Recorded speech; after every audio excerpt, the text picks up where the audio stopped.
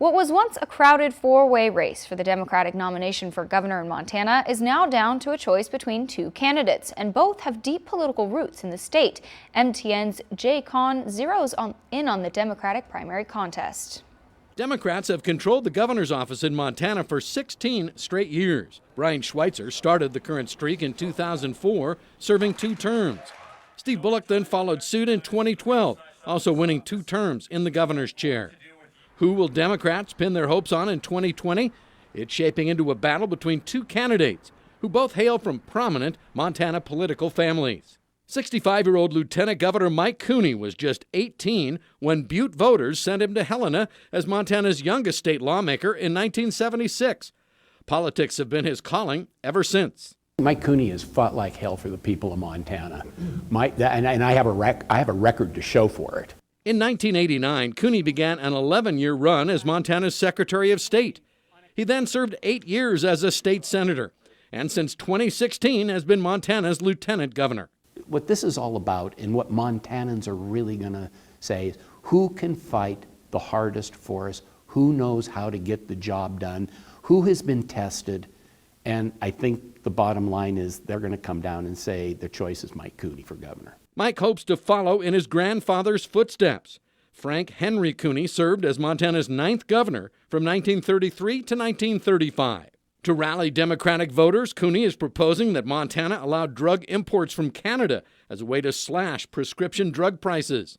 He vows another run at getting the legislature to fund pre-kindergarten and says Montanans favor responsible development of our natural resources. I think we have a record of supporting our natural resource development.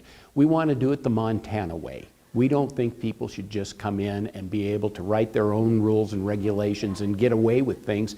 We want to protect our outdoor heritage. Vying with Cooney for the Democratic nod for governor is 48-year-old Whitney Williams.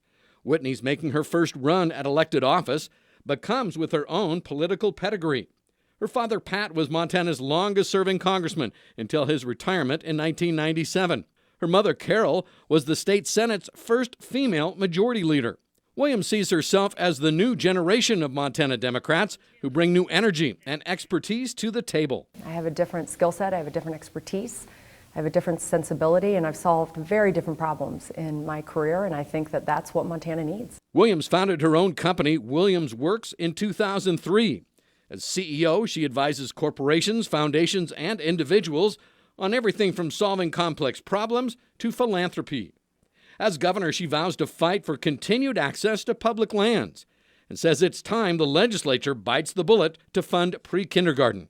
It's never easy to get these policies enacted, but it's well past time that we educate the 4-year-olds in the state. I know the legislature and the governor have tried to do that through a number of sessions, and I think 2021 is going to be our session. The Williams campaign has turned heads in setting new records in political fundraising. In just 3 months of work, she's raised nearly $500,000. It's a fact she believes will serve her well in the general election. Montana has trading partners and job creators and friends all over this country, and we are proudly going to take investments from them, particularly when we believe that we're going to be running against the single wealthiest member of the United States Congress. In spite of her impressive business background and political bloodlines, Williams is a relative unknown on the state scene.